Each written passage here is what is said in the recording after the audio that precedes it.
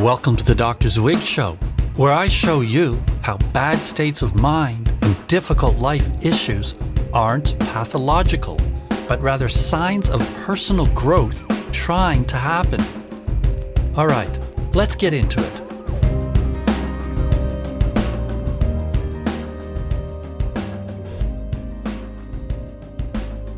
Hey people, how are you? I hope you're doing well. It's a rainy day here, but there's a splinter of sun cutting through the clouds and shining right into the ocean. Nature is powerful and awesome. Don't forget it. Today, I've got an exercise to do with a partner from whom you've gotten consent to work on your relationship.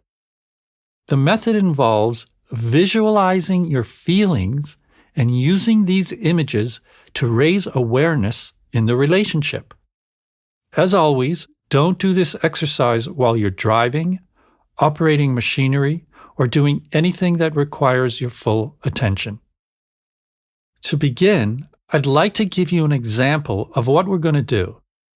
I once did this exercise with a friend I was arguing with. We sat together silently, closed our eyes, and meditated on our feelings. Then we made pictures in our minds of what we felt. When we opened our eyes, instead of telling each other what we felt, we told each other what our pictures were. My image was of me flying away to the clouds, and his was of us chilling by a stream. When I talked about my picture, I said, "I'm flying free in the clouds," and he cleverly asked me, "What are you flying free of?" I wasn't so sure, so I contemplated the question for a minute. Suddenly it came to me. I realized I was flying free of having to convince him of my viewpoint. My imagination of flying in the clouds was a way for me to detach and leave my need to have him agree with me. This was a revelation. I'd been so attached to him agreeing with me that I'd felt imprisoned by our interaction. I realized that I could just be free, love myself and my viewpoint, and accept him too, regardless of his viewpoint. What a relief! Within the space of a few minutes, I felt totally better with him and didn't feel the need to argue further. I spent a while conveying all this to him, and he greatly appreciated it. He described a scene where we were stoned or something, sitting by a river and just watching it flow. I asked him what the picture said to him, and he pondered it for a moment. Then he said he doesn't actually care that much about the argument. It's just fun to hang out together. Suddenly, he didn't want to argue either. Our pictures transformed our experience together. Now, this was just one possible way things can come out. There's no goal of harmony or resolution in this exercise. The goal is simply to raise awareness in the relationship. The first time you do this, you might just gain a few insights into the dynamics between you and the other person. But even just that begins to transform the atmosphere you share. Oftentimes, you don't solve a conflict right away. You plant seeds of insight, and they eventually grow into something transformative. Okay, sit together, but don't talk. Just meditate on how you feel when you're in his or her presence. Go back and forth between looking at each other and then closing your eyes to hone in on what you feel. What kinds of feelings do you have? Do you feel love and warmth? Rage and anger? Hurt and sad? Do you feel like running away, or bored, or confused, or doubtful? If you feel more than one thing simultaneously, choose the strongest one. And as you go through the exercise, turn the podcast on and off according to how much time you need for each step. Go ahead and do this first part.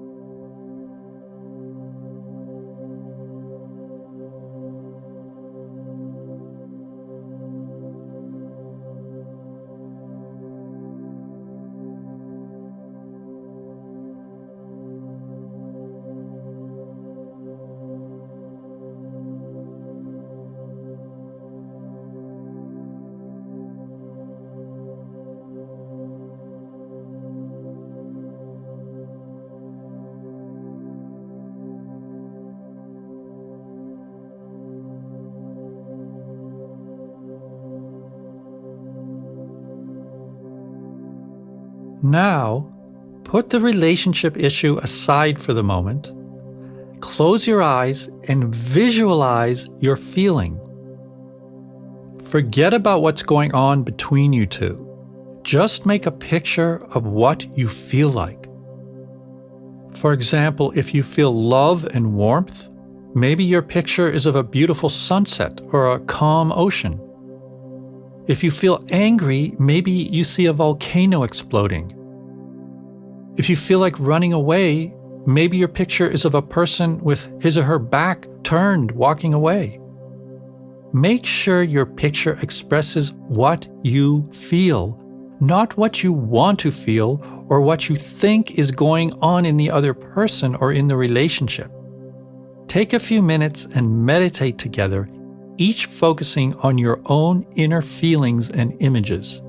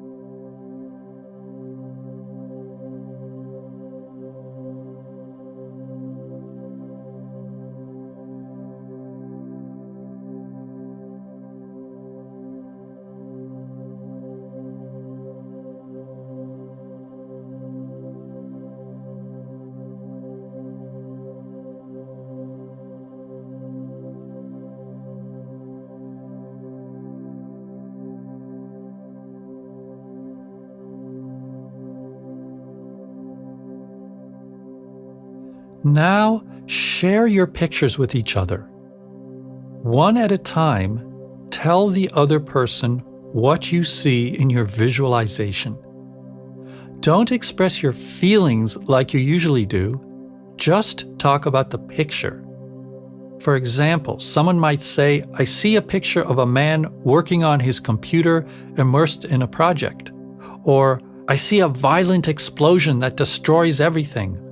Or, "I see a sad and lonely child." You can also let your picture unfold into a movie in real time in front of the other person. Where does the scene go? What happens in the story? Remember to still keep the actual relationship issue out of the work. We'll bring it back in soon. For now, just focus on the imagery that expresses what you feel. And try to be as respectful and objective as you can while speaking. Keep the focus on yourself. Avoid focusing on the other person, getting into blaming and all that. And while you listen, do your best to put your emotions to the side and view the other person as expressing an authentic experience. Go ahead and do this.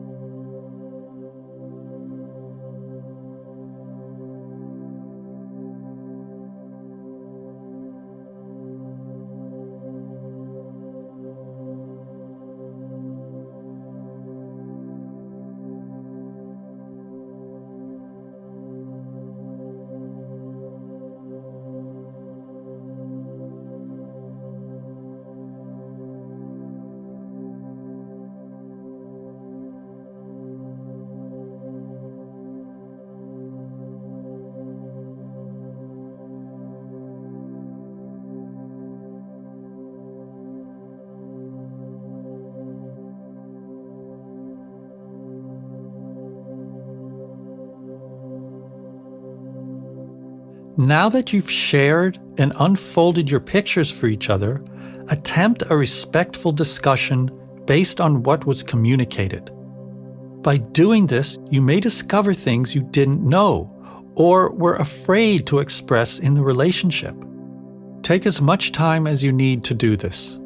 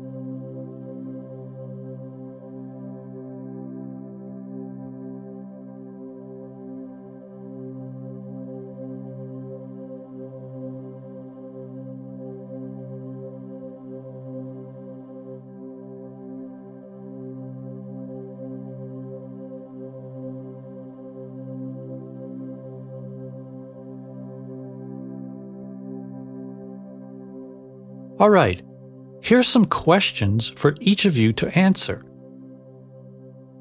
Were you able to temporarily put your feelings aside enough to observe and understand what your partner was expressing in his or her image? This takes a certain degree of self-awareness and discipline, especially in an emotional situation.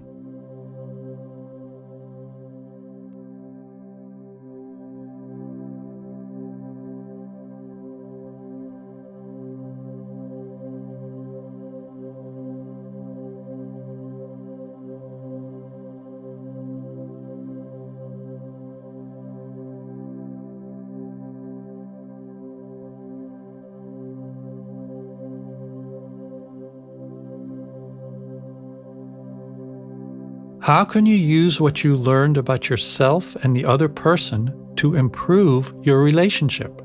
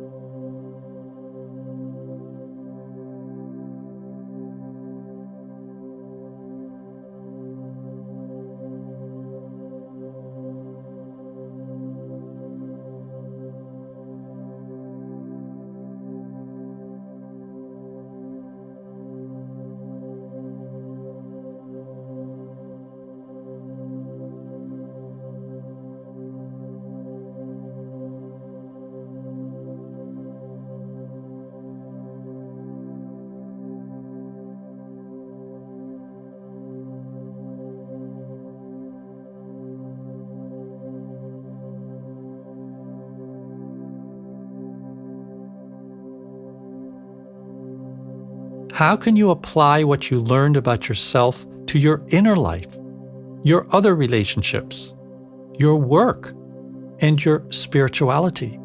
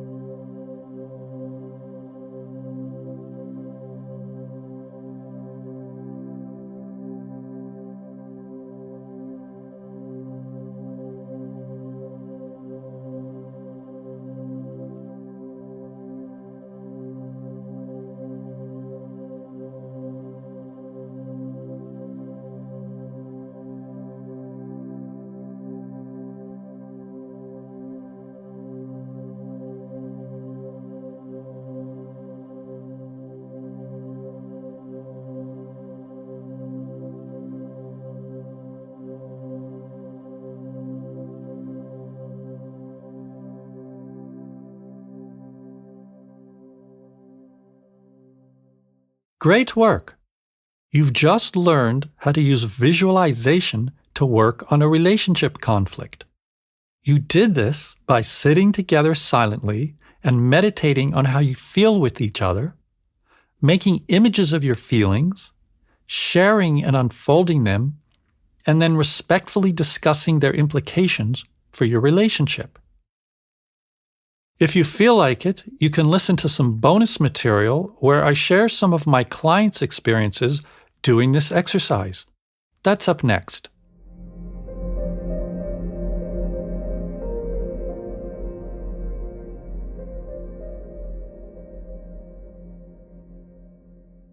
Here are some of my clients' experiences using visualization to work on their relationships. A 27-year-old man and 25-year-old woman argued about how much time they spend together. She wanted to be together most nights of the week, whereas he only wanted to get together on the weekends. Her image was of a lonely animal in the forest. His image was of a man hiking alone. And guess where? In the forest! Sometimes our inner worlds are connected with each other in uncanny ways. She said her image expressed a sad, longing feeling. He described his image as a feeling of getting away from his stressful job and breathing free in nature. We processed these images, and he realized that he actually liked spending time with her, but needed to de-stress and relax instead of relating so intensely. The forest was his visual representation of this. She realized that she liked spending time with him and didn't actually need to relate and talk the whole time. Just being together was really what she desired. And the forest was how she pictured this. The result was they arrived at a feeling to spend more time together, but instead of going out and doing things in the city, they would go into nature, walk, and not even talk much. A 41-year-old man and 39-year-old woman had stopped having sex, but weren't really sure why.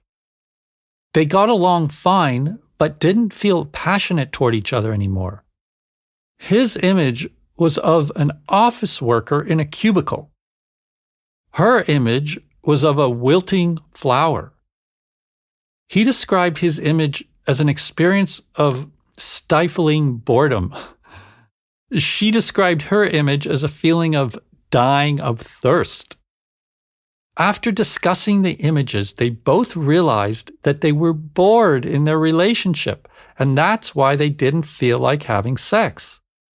We worked on their fantasies of having a more interesting relationship, and they committed themselves to exploring it. They said they used to go out on the weekends, take trips, and meet with other couples, but had stopped doing this as their work lives had gotten busier. Now's the time for them to revisit this more fun way of living. A few months later, their sex life came back. A 40-year-old man and a 34-year-old man argued over the fact that one of them was messy, the 40-year-old, and one was neat. The neat one's image was of a man cleaning up a house after a hurricane. The messy one's image was of a strict parent telling a boy to clean his room. The neat man described his image as a feeling of being overwhelmed by chaos. The messy man described his image as a feeling of not being free to play and have fun. As they listened to each other describe their images, I noticed that they both nodded, seeming to really understand what was being said. Their insight into each other's deeper feelings and needs helped loosen the knot and led them to find a compromise in how they kept their home. See you next time. Stay aware. You can follow me on social media at Dr. Zwig, and you can sign up on the mailing list at drzwig.com, where you'll receive discounts on private coaching, events and merchandise, weekly personal growth tips, and lots more. Be well.